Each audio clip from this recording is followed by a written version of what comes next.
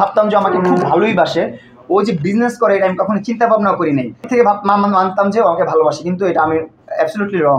এখনো বলে এগুলোর কাজিনের মেয়ে, এটার কাজিনের বাচ্চা। আমি কিন্তু ওরে সরাসরি দাওয়াত দিই নাই প্রথমে। ভালোবাসা আমার দিক থেকে আসলে ও আমাকে যে ফেসটা দেখাইছে, আমি ভাবতাম যে আমাকে খুব ভালোই বাসে, ও যে বিজনেস করে এটা আমি কখনো চিন্তা ভাবনাও করি নাই। আমি কখনো এটাও বলি নাই যে আমার কারণে তোমার ফ্যান পেজটা হয়েছে, আমার কারণে তোমার এই অ্যাকাউন্টে সেটা হয়েছে, এগুলো আমি কখনো বলি নাই। সো আমি সবসময় বলি তোমার নিজের চেষ্টাতে হয়েছে, তোমার নিজের যোগ্যতাতেই হয়েছে, আমার কিছুই না এখানে।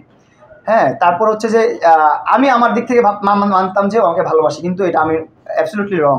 না, আপনি এখন নতুন করে যদি প্রশ্ন করেন শুধু কি বিজনেসের সম্পর্ক, তাহলে তো আপনি বোকা। কারণ আমরা তো সব জায়গায় বলে আসছি আমাদের মধ্যে একটা সুমধুর সম্পর্ক ছিল, একটা ভালো সম্পর্ক ছিল। হ্যাঁ, আমি নিজেই তো অনেক প্রেস কনফারেন্সে বলছি। হ্যাঁ, ওর দিক থেকে বিজনেস পারপাস ছিল এটা। ও তলে তলে এটা বিজনেস করছে আমাকে দিয়ে ব্যবসা করছে। আমার এক কথা এটা না, আমি জানতাম না। আমার একটা নিউজ আছে, এটাও আমি রাখছি আপনাদেরকে একটু শুনাই। আমি একটু শুনাই। না, কখনোই আমার সাথে শেয়ার করে নাই, কখনোই না। এখনো বলে এগুলোর কাজিনের মেয়ে, এটার কাজিনের বাচ্চা, এগুলোর কাজিন। এখনো অস্বীকার করে, এখনো স্বীকার করে না।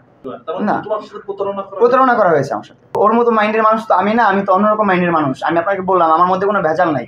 ও যখন বলছে, আমার যেদিন গ্র্যান্ড ওপেনিং, ওরা আমি জাস্ট দাওয়াত দিয়ে রাখছি। আমাকে আরিফ ভাই বলছিল আপনি কি লাইলাকে দাওয়াত দিবেন না।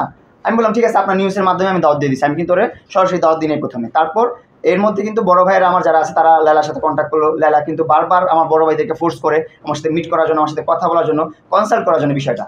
তো বড় ভাইরা কি করবে, একটা পর্যায়ে ডেকে নিয়ে যায়। যখন ডেকে না নেয়, তাদের বিরুদ্ধে আবার উল্টাপাল্টা গিবত করে। এটা তো খারাপ কিছু না, এটা তো খারাপ কিছু না। আমরা তো অবৈধ কিছু করতেছি না, আর অবৈধ কিছু শিখাইতেছি না, স্মাগলিংও শিখাইতেছি না। এখানে বিষয় হচ্ছে ভালোবাসার বিষয়টা। আপনার আমাদের যদি ইসলামিক দিকেও যান, ওদিকেও কিন্তু বয়সের পার্থক্যটা আছে। আবার এমনিতেও আসলেও এগুলো পার্থক্য আছে, এগুলো থাকেই। বয়সের পার্থক্য কোনো বিষয় না। অবশ্যই ওর সাথে একটা ভালো সম্পর্ক ছিল আমার, আমি এখনো স্বীকার করি। অবশ্যই ভালোবাসতাম, কেন বাসতাম না। একটা মানুষের সাথে ভালো না বাসলে 4টা বছর একসাথে কাজ করা যায়, একসাথে কন্টেন্ট করা যায়। আমরা একসাথে কন্টেন্ট করছি। ওর মিলিয়ন প্লাস ফলোয়ার, আমার চেয়ে বেশি ফলোয়ার ওর 1.1 মিলিয়ন, আমার মাত্র 1 মিলিয়ন। অনেক ঘটছে, এর আগেও মারামারি আলাদা হ্যাঁ, কিছুদিন আগেও বাসা অনেক হয়েছে। এর মধ্যে দেখেন আপনি 6 মাস পরে কি তোমরা আর এক হওয়ার কোনো সম্ভাবনা আছে কিনা? ওকে, আমরা একটু আবারও না, আমি তো বলে দিলাম আমার আর কোনো ইচ্ছা নাই।